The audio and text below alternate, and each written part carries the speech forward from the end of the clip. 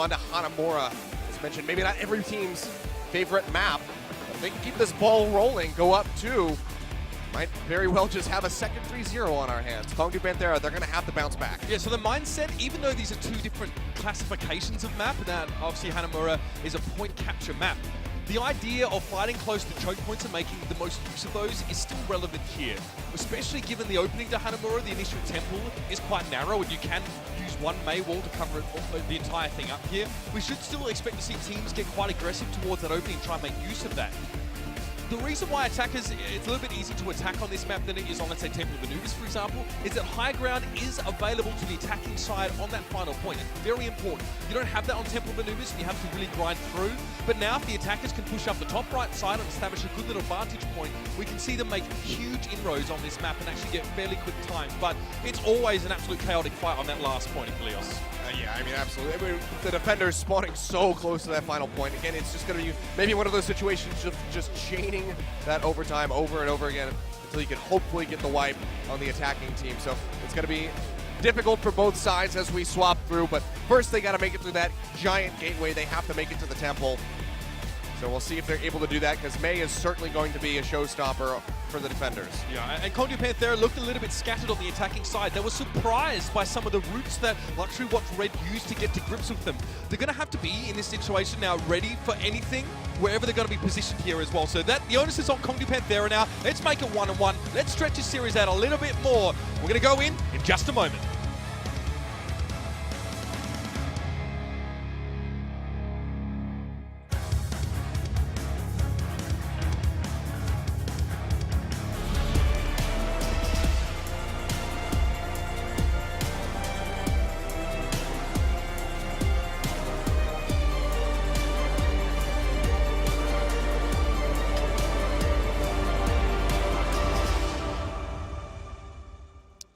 And from Germany, we make a short trek over towards Japan for our second map here in this second quarterfinal. Luxury Watch Red up 1-0 against Kongdoo Panthera. A commanding showing on the defense side on Eichenwald, but it's a different map, it's a different situation.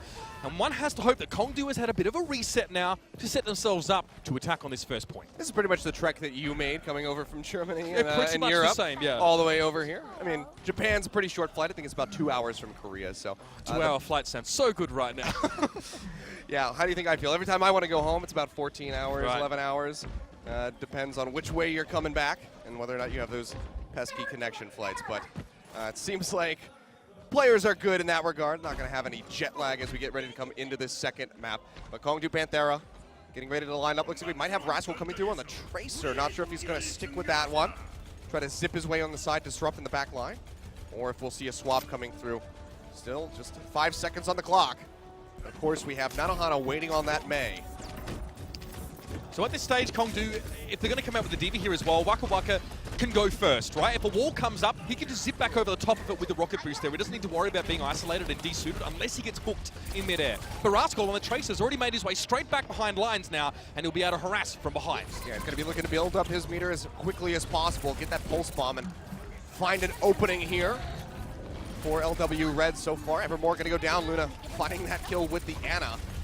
Not exactly the pick you want to see. And there, Luna, yet again, just sniping him out. Gets a kill on a Rascal. Yeah, Luna was on Rascal due to the whole time. He was following along, making sure that he could just get those hit scan shots and deal with Tracer there. Much more reliable way than to try and use any sort of projectile damage or long-range shotgun shots from the Roadhog there. So, Nanohana is playing the waiting game right now, really. Whoever they can get behind this wall, even if Sabiobi can hook someone and then put the wall up, that still gives them the advantage. But great wall. That means that we can't wall off. Nanohana didn't have the line of sight to get a proper wall, and now Kongdoo are in. Yeah, they make their way into the side building here. Shield from Butcher, getting pretty low. Same with the one from Janice. They're coming in with a wraparound, going to be looking for that entry. More taking a little bit of a spike, but no ultimates on either side quite yet, so this is going to be an all-out brawl. Eventually, it's an eventual brawl. Ball comes down. Actually, they do get an isolation here onto Butcher. He gets slept denied on the heel as well, but he's not taking a whole lot of damage. And now we can see on the side, Rascal coming through, forces the Ice Cube out onto Nanohana. Luffy goes down. That's a huge pick for Sabiobi, but he's getting frozen out. Looks like he might be able to live. The heals are there. He's getting that amplification. Nice hook through on Evermore, and they're able to find the killing blow. Huge stop coming through for LW Red. And I have to wonder what kind of position the calling is in for Kongdoo right now. They are missing their main shot caller in this team, and perhaps they have to improvise a little bit because their target selection less than ideal. They lost Rascal right at the start of that fight, their key source of control when it got close and hot and heavy. So now they'll see Kongdoo push in yet again, Waka Waka at the front. Who are they looking for first to take out of the picture? Yeah, they're just charging straight in. I can see Waka Waka does have that self-destruct available. It's a nice freeze coming through onto Butcher, and he is going to go down. Big picks coming through for LW Red yet again. Blizzard coming down, but it's not really going to find anybody for Kongdoo Panthera to take out. They do manage to get a kill onto Sabyomi, but another one is answered. Make that two as Gambler takes down Luffy. The healer's just not going to be there outside of Radio. And Kongdoo Panthera, they might just have to back off yet again. Still have that nano boost on the side of LW Red. Kongdoo Panthera there are using a self-destruct on the point. It very much was just used for zoning. There was no way that they could force LW Red to be subjected to that nuclear blast. They were down in a 3v6 situation, then Waka Waka lets a self-destruct go, but LW Red just walk off the point and walk back on. And you can see they haven't even given a third of the progress away. Now Kongdoo really need to get their skates on, and I don't mean play 6 Lucios. They really need to make things happen, but the wall comes up, stops them from moving in again. Oh, and they're going to get Radio with the freeze by the look of it. There it is, but he can't get the killing blow. He doesn't have the angle. He's back around the door, so Radio will live for now, but he goes low. He has to back off, and that's enough for LW Red to just stomp through Kongdoo Panthera right here in front of the gate. Almost a team kill happening right there. Evermore and Rascal able to respawn before that happens, but my God, LW Red, they are just stomping out Kongdoo Panthera's attempts every single time. And that is the second fight in the last 3 that Nanohana has had a Blizzard. That's almost an auto win for LW Red if Nanohana just puts it in the right place, which is not hard to do. So every other fight, LW Red have pretty much a fight-winning ultimate there because Nanohana's not being picked off, he's not being taken down. He's free to do as he will, and look at that. That's the isolation. Kongdoo Panthera, they can't adapt to this. They can't respond to this Mei wall, messing things up for their team.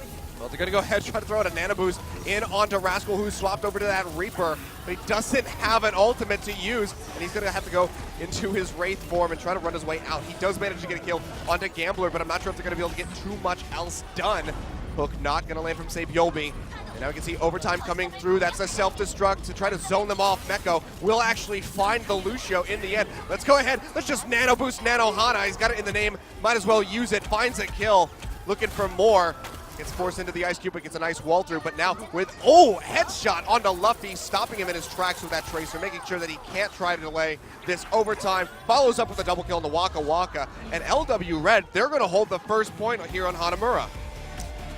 Well, that was underwhelming to say the very least for Kongdoo Panthera. They had so many opportunities to get in, but for some reason, they couldn't adjust to the fact that there was a Mei in the game. It really is as simple as that. They should be expecting a wall to be there. They should be thinking, cerebrally playing around that fact. Put a Diva in, debate the wall out, send it back over the top, whatever you can do. But the fact that a Mei wall is, the Mei pick is enough to stop them there with the Blizzards coming out all the time. You cannot let the Mei get rolling and influence the game in that degree. I mean, it's pretty inexcusable because they knew that the wall was going to be there because they blocked it with their own, at one time. They did it once, when they got the entry. And then they stopped doing it. They never had it happen again, and then they kept just getting isolated out. And that just led to death after death. Butcher getting caught out in Radio.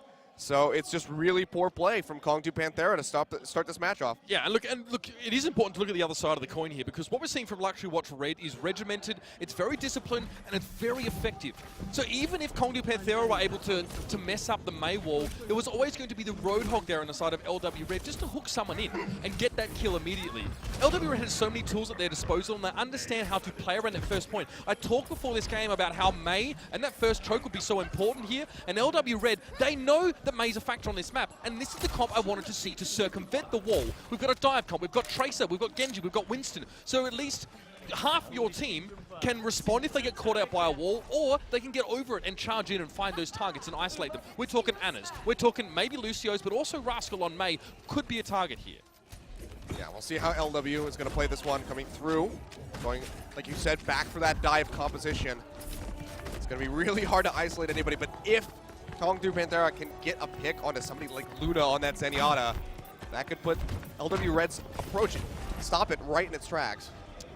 Again, they've got a lot to work with here, and even look, there's Zenyatta for extra damage, so they can burn down Evermore if he gets himself out of position on that Roadhog. No Roadhog for LW Red, so they're not going to be getting picks, but look at this. Tracer's already in, now we're waiting for the rest of LW Red to try and make use of that. They don't need to rescue Sabiolbi, they don't even need to do anything. They let him embed himself in the back line, and then they use the other 5 members to dive in just like this. Wall doesn't mean anything, Radio gets popped in midair. Now Radio going to be the first one that goes down, and it looks like it's going to be Loving to follow suit, so now no healers for Kongdoo Panthera, and LW Red just shoved right in. It's just an absolute killing spree for them. It's making such quick work of Kongdoo Panthera. They get shattered, and that is going to be the second map going over to LW Red with this capture. Yep, class is finished. That is exactly how you get around a Mei in this meta right now. You've got a lot of things at your disposal to deal with that. And look at that, Radio didn't even get there. LW Red, that is a stunning showing here on Hanamura. They were ready for it, they were ready for the attack, they used Mei well, and then they switched it around. A completely different composition, one that was armed to the teeth, super aggressive. They isolated targets, Radio got popped mid-air midway through a jump or something similar. Perfect display, how to break a hold on a choke point. Beautiful stuff from LW Red. Yeah, and Kongdoo, they're too slow to react. They can't work fastly enough, and they just absolutely crumble. So this puts them in a very precarious spot as we get ready to go into our third map. Again, that's going to be Ilios. And if they lose here, they're out of the tournament. And that'll be LW Red advancing to take on Rogue tomorrow. So the silver lining here for Kongdoo, I think, is if they're in a position now where they're lacking a caller or a strong, clear voice in their team, a control point map is probably going to be their best bet up against LW Red. They're going to brawl out. They just go aggressive. It's all about pushes and ultimate timings, less about how you set up, where you sort of work around the map. So there's still going to have to be a degree of, I guess, coordination there, but it's not going to be nearly as rigorous. And you can, I don't know, let your hair down a little bit and just go for the hack and slash run and gun game style that Overwatch can be known for in some ways. That's the silver lining, but it's still not great for Kongdoo Panthera. Yeah, I mean, you got to be thinking Bishop, wherever he is, whatever issues he's dealing with, he's got to be watching, and he's got to be wondering, you know what, I wonder how differently this would be going if I was there. I mean, it's tough. Sometimes, you know, you've got to do what you've got to do, of course. Other commitments can keep you away, but this is like to watch Red looking very, very good right now. It's a mixed team, but you've got some ridiculous talent. Even the absence of Pine isn't holding them back at all. They know their compositions. They know how to execute them, even with the absence of that key player in that hit scan role. Beautiful stuff so far from Sabiolbi as well. We can see how his trace has been such, I guess, an issue to deal with. Let's now throw. We're going to go to a little bit of a break for a second. When we come back, it'll be map number 3 here. Can Kongdoo Panthera keep it going? Or will Luxury Watch Red able to knock them out nice and quickly? That's what we're waiting to see. We'll see you in a second.